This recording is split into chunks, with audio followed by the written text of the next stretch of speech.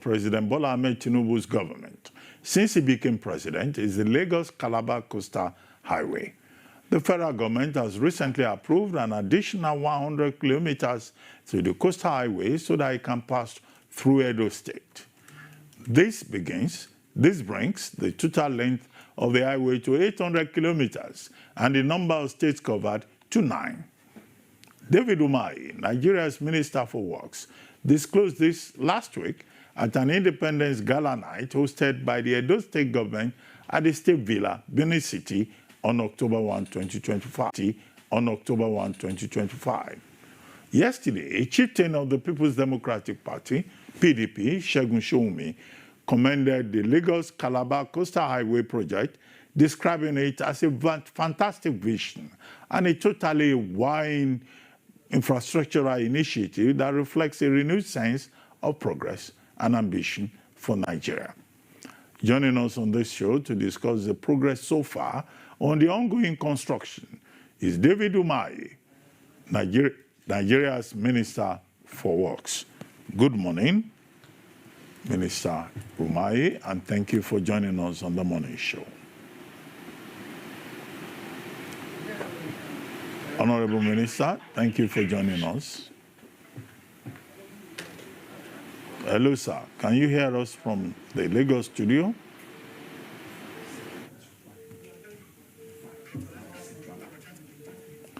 Okay, we're trying to establish a connection with former Governor David Umahi, now Minister in charge of Works. Well, you know, Rufai, you have been very vocal on this subject of the Lagos-Calabar Highway. It looks like significant progress has been made. Yesterday, we had Segun Shoumi, or Tumba Segun Shoumi here, who spoke glowingly about the achievements of an APC government. He is in the PDP, and also about the efforts of Minister Dave Umahi, and even the extension. Benin, Axis, extension, and all of that. But what are your thoughts? I think that we have reached a point now where the minister and the federal government deserves commendation with this Lagos-Calabar Coastal Highway. I've always loved and advocated for development. But development must be done with accountability, because we are the custodians of society. I keep getting reports. People like Winsome Homes, and their homes were affected, and they have been going back and forth, and the minister has not given them anything judicious. We keep getting questions about costing and loans, like these 100 kilometers you're talking about. I'd like to know from the minister, how much is it going to cost us? Are we taking loans as regards it? I'm aware that there are oh my goodness. All right, okay. I believe we have the minister with us now, so like Dr. I was Abate. saying, I'm aware that there are 2 tranches of loans All right, collected. okay, We have the minister. Yeah, because of our time, let's go to the minister. Honorable Minister, good morning. Hello, sir. Can you hear us now from the Lagos studio? And my brother, friend, Rufai. Good morning, my very honorable minister. Good morning to you, sir. Okay, Honorable Minister, you've been talking a lot about the Tinubu administration's achievements in the area of infrastructure.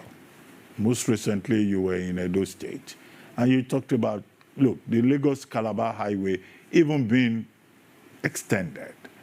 Now, just take us through, you know, the infrastructural with regard to roads achievement of the Tinubu administration, which was a major item in President Tinubu's October 1 Independence Day address. What's the update? What's the latest situation for the benefit of our viewers worldwide?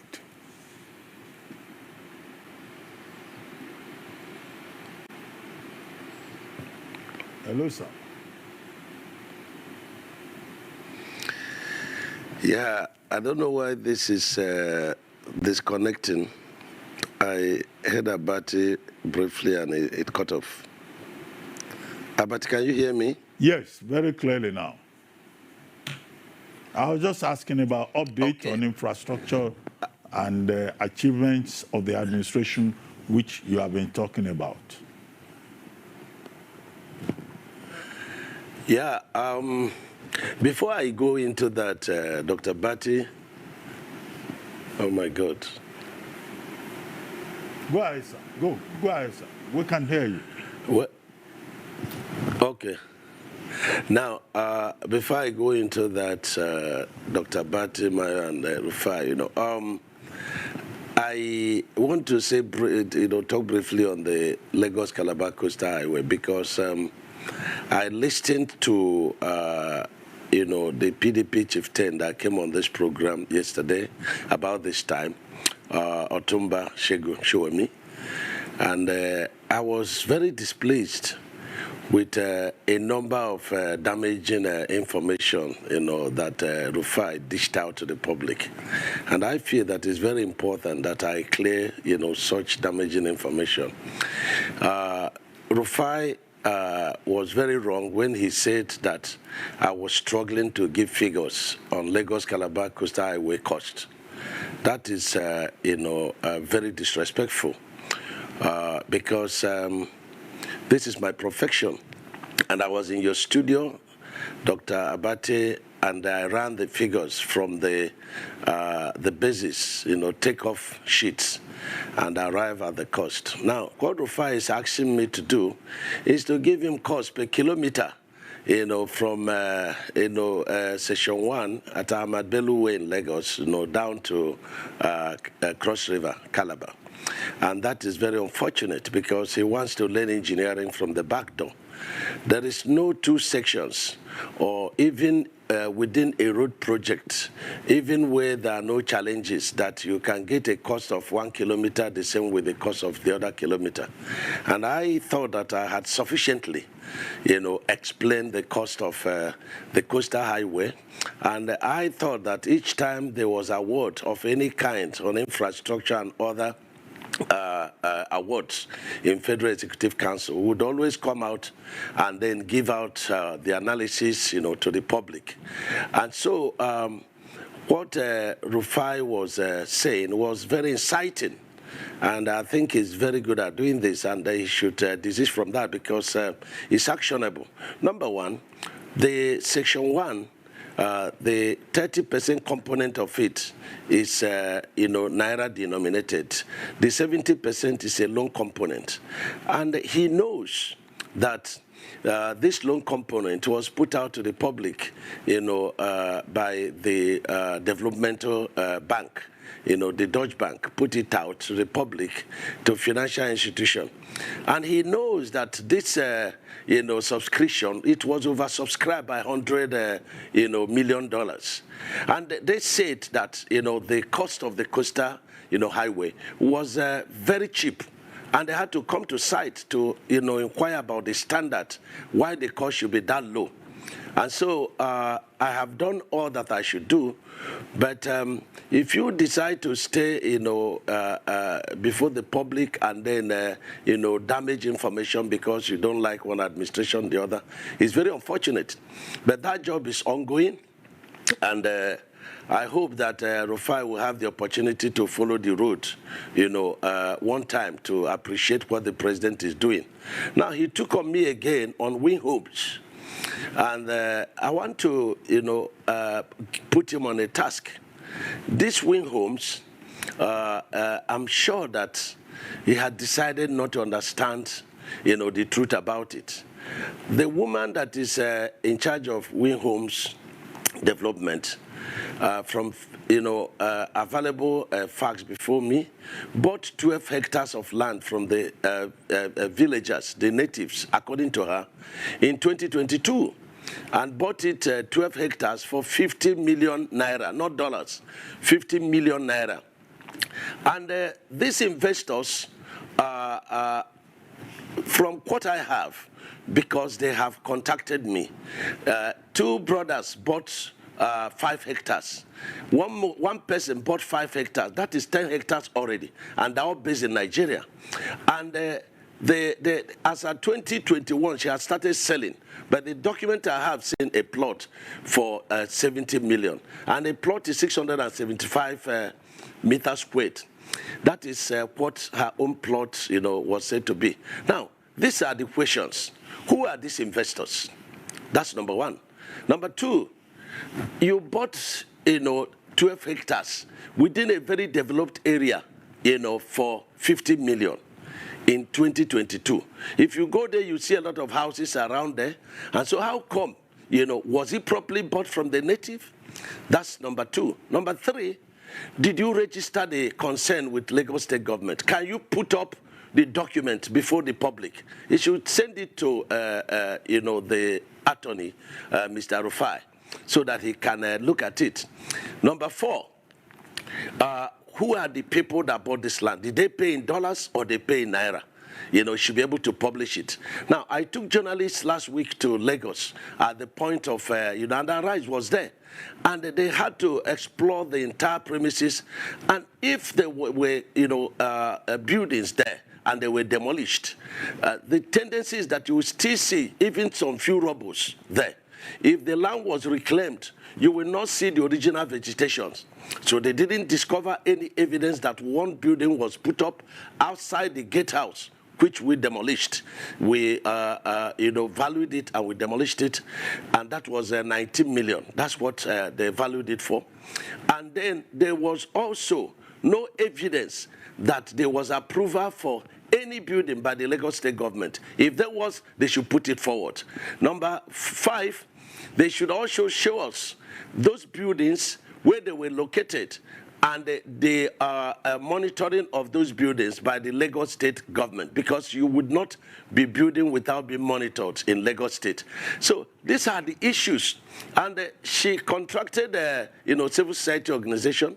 And when I demanded for these documents, she started quarreling with them. So why are we not probing into issues that could damage the country? And why I'm interested in this matter for us to dig into the end is because she's using diaspora investors. Who are these diaspora investors? Can she publish their names and how much they paid and the allocation given to them? As of today, from the information available to me, she has allocated she has allocated 300 plus of land. If you multiply it by 675, you'll be getting about 22 hectares of land, whereas what is on paper is 12. And her land is bounded by a very weak fence and about 10 meters of very funny constructed, drainage. Okay. And so the whole thing is there. Okay. It is there for everybody to go there and see. Minister, has Rufai gone there to see it? Minister, Minister, would you then lastly on this, yes. I need a right of reply. And I'm sure you will allow me do a right of reply, because it's obvious you came for me today, my very good minister friend. Rufai, hang on a minute. I'm still talking. Hang on a minute. To finish. After you went to report me to, you can finish, but after you reported me to President Tinubu, you are on here with me again today, but it's fine. I will respond to you, Minister. Go ahead.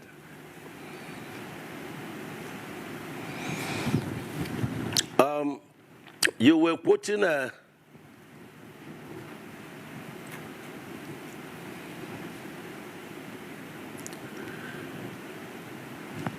Abati, am I on? Go ahead, Minister. We can hear you. Go ahead. We can hear you. Okay. Yes. Now, the third one, Rufai became an attorney, darkening counsel without knowledge. She said, there is a case in court.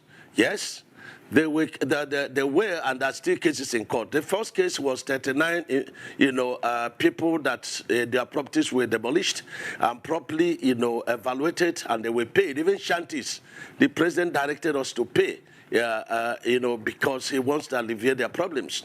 Naturally and normally and by law, we don't pay for shanties when they are destroyed. You pay for properly, registered, properties. And when you destroy it, you pay. Now, the 39 of them, which went home was one of it, the court dismissed the case.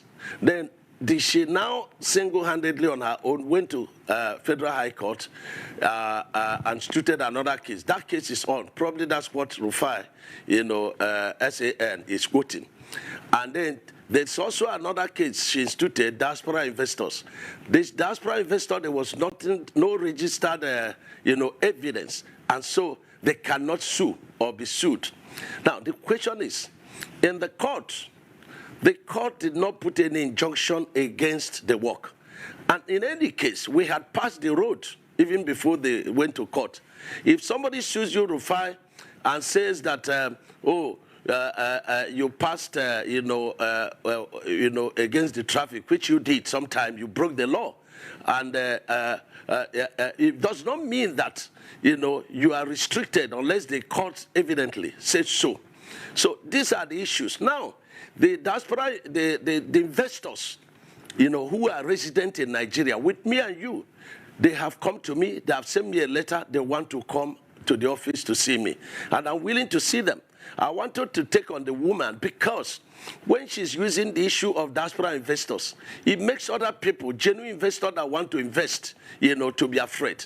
This government is very friendly with, diaspora people, and so we wouldn't allow her to use the name and damage, the administration. So I had wanted EFCC to come into the case, DGSSS and police, and even the Interpol. But I have left it to the investors. When they come, they are willing to do that, they will process it. So these are the issues about the Coastal Highway. But notwithstanding, the Coastal Highway is going on very well, very competitive. We are in Session 2 now. We've opened Session 3 and 3B, 65 kilometers in Calabar and, and Akwa Ibom. The Section 4A and 4B going on at Ogun, and also at Ondo. I would like to interject. This so that is about the Coastal Highway. Minister, yes, Minister, I would like to interject. This monologue is quite long. So at first, Minister, after you had gone to report me in front of President Tinubu and said all sorts, anyway, I am not beholden to you. My job is accountability. You are too small for me to report you to the president. No, but they are empirical. You are too small Minister, for me to Minister, let me speak. Minister, let me speak. I have empirical evidence. The world watched it on the commission of the project when you mentioned the questions I asked you to the president. That was reporting me to the president officially. The world watches, so you don't need to dilly-dally about the empirical facts. I don't talk without facts, Minister. When I have my facts, I talk. And I insist on my question when I ask on cost. Let me only address you. Minister, you will not allow me speak. The problem is you will not allow me speak. You spoke for over 20 minutes, over 10 minutes. Because you don't know what you are speaking. But let me speak. Let me speak. You will not. What your profession is. You will not allow me speak. You see, if you can just keep quiet and be calm and just allow me speak, I'll be happy. All right. So my question still persists as regards the cost per kilometer. You cannot tell me that we don't have a right to know the cost per kilometer. Even if it's an undulating landscape, give us all the facts and the details of the cost per kilometer. That's all we'll ask for. Other questions as regards the loans taken. Let me finish. Let me finish. Let me finish. Listen to me. Minister, you will not allow me to speak. The minister will not allow me to speak. No. Don't do that with me. Minister will not allow me to speak. I was in your studio. Minister will not allow me to speak. And when the first section was on, and I ran the figures. And what you're asking us is 750 kilometers of coastal highway. We should tell you cost per kilometer. So you multiply by 750. That's nonsensical. No, so tell me the cost per kilometer. There's nothing too hard for you to tell me that figure. You've not still told me that figure. So I was right on that point. The second point... Because you don't understand anything. The second point I'm trying to make is You don't understand anything. I'm a professor in this field. Okay. You don't understand anything. What university gave you professorship in this field? And you cannot ask me to tell you a cost. What university gave you professorship in engineering? I didn't know you were Professor Umahi, Minister. I didn't know. So... Please, I'm professor in practice. In practice. I'm professor in practice. Okay. I understand engineering very well. So secondly, and you have no knowledge of what you're asking. If you will let me... You have no knowledge. If you will let me ask So questions. you keep quiet. Okay. And then stop, Minister, it's all right. Keep dignifying yourself and let the world see you for who you are.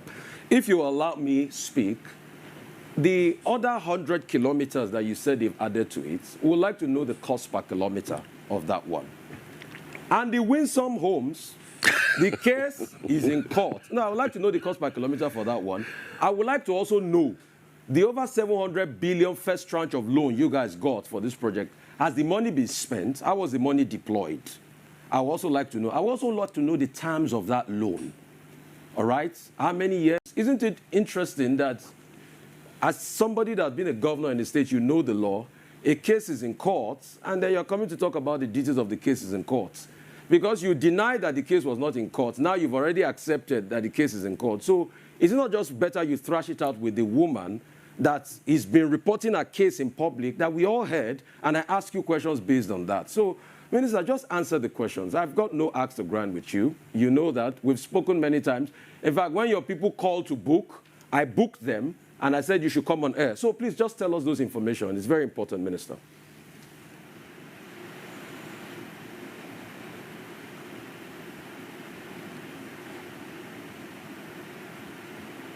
I'm not hearing, even though this guy is not. Yes, you know, in certain cases in court, you say, you know, you do no case submission. Rufai does not know what he's talking, and I think he should come to learn, you know, one, how to talk. Number two, Mayo. He answered the question. How have the loan been spent? What's the cost per kilometer of these new 100 kilometers? How much is it going to cost? And how has the cost been spent? All right, Minister Umahi, you have the floor now to please respond to the questions that have been posed to you. Okay. Number one, you know, this guy makes me, you know, it makes me, you know, to laugh, you know, at a very high level of ignorance. I was in Edo State, and I said, listen, the president has directed, you know, 100 kilometers of the coastal highway to pass through Edo State. And this man is asking me how much per kilometer. This 100 kilometers has not been designed. There has not been a soil report on it. And so why are you asking me, you know, to, you know, is it to name a child or to do a birthday for a child that is still in the belly of, you know, a mother? That's what he said. So, and he's doing it, you know, what is the cost per kilometer? You know, what is the cost per kilometer? Listen, in this kind of project, you are not dealing with a cost per kilometer. You can't say this is an average cost per kilometer. So I'm teaching you English now. You can talk about an average cost per kilometer because every 1 kilometer is different in cost from the other kilometer. So you can talk about cost, average cost per kilometer. Now, Rufai, that project has not been designed. It has, the soil report is not out. That process is ongoing. And when that is done, the ministry will do their own, you know, evaluation.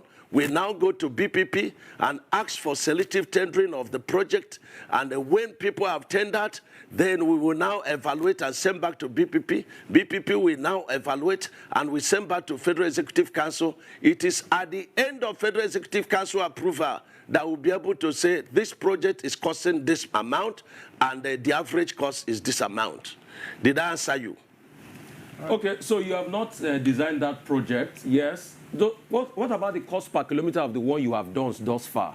Can you also tell us the details of the cost per kilometer? And the over 700 billion Dutch bank loan, can you also tell us more about that? Has that loan been used? What part of that loan have been used? And what are the terms of that loan?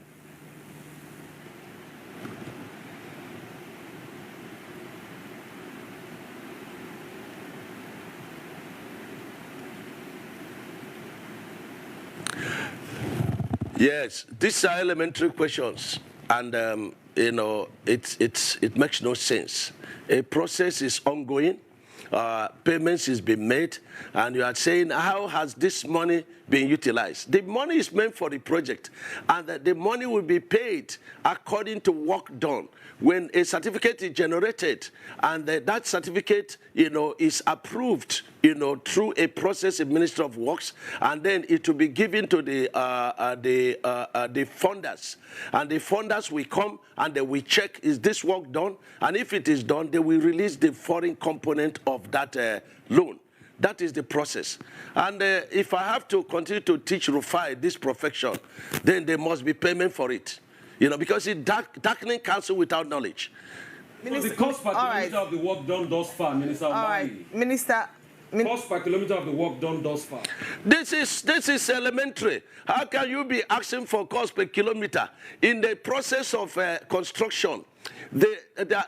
No, Mayo, hold on. Okay. Let me explain something Mr. to Umahi, him. we have Mayo, very hold on. limited time, When so you're I would like asking to interject here. When I ask my question, then you can marry all of them together, please. Thank you. And I just wanted to mention. Explain. No, you will explain, sir. And this man is usurping your time. No. That's why I'm coming. I want to ask my question. Thank you so much. The reason why we are asking is that we are speaking on behalf of the Nigerian people. So it's not necessarily to one person.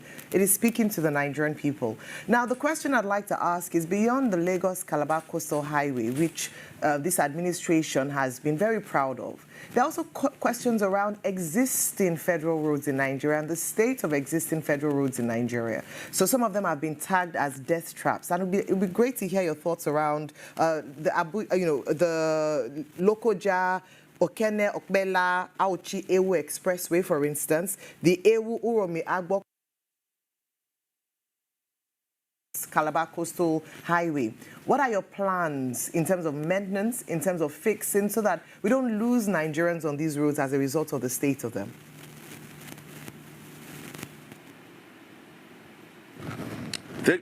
Thank you, Mayo.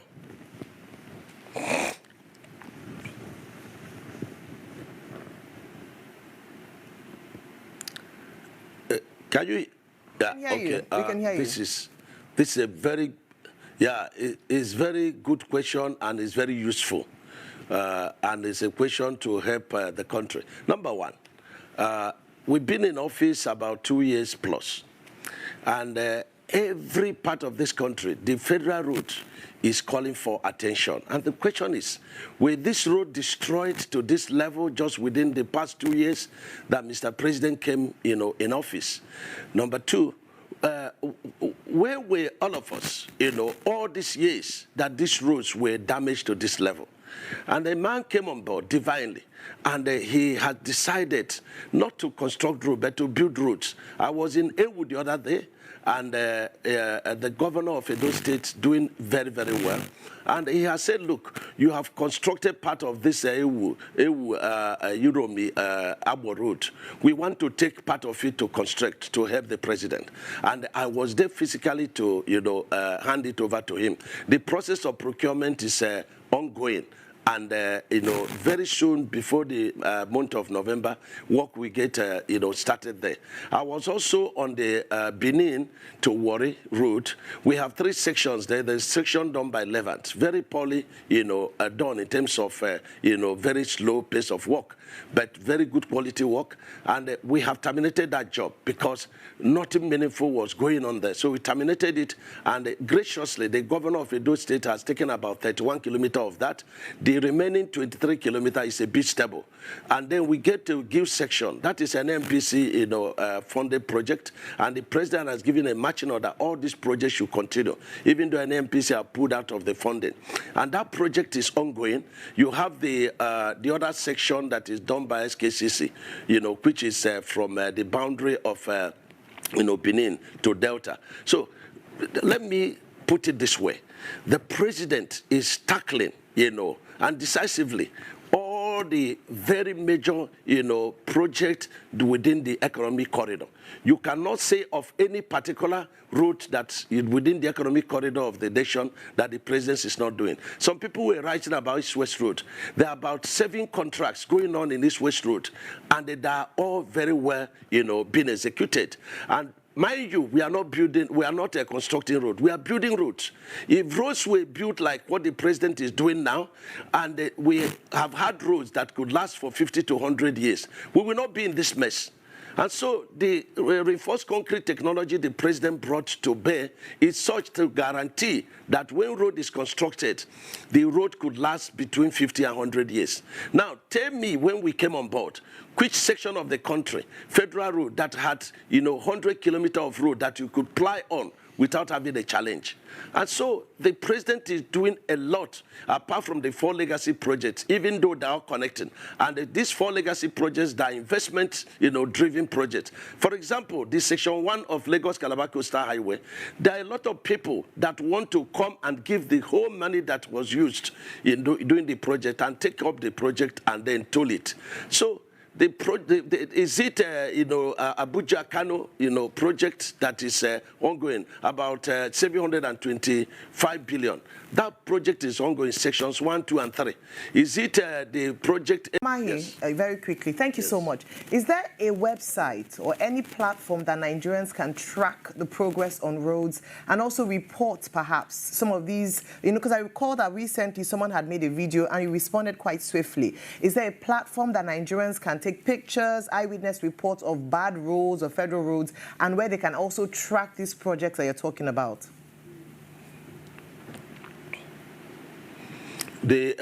Mayo,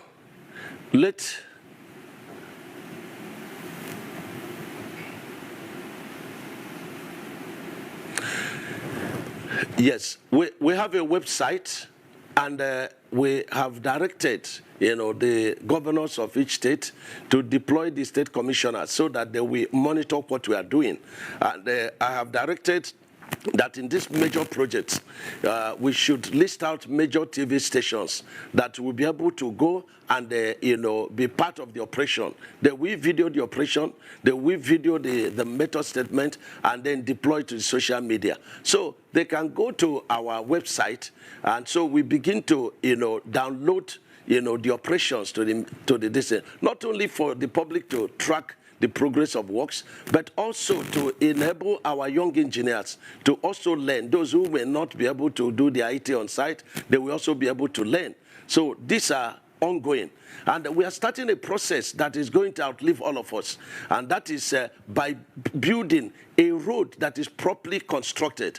And you can see it. When I said, that the coastal route, is so beautiful. And that, if it's this beautiful, I don't know how the street of heaven will be like. And I expect my friend like Rufai not to,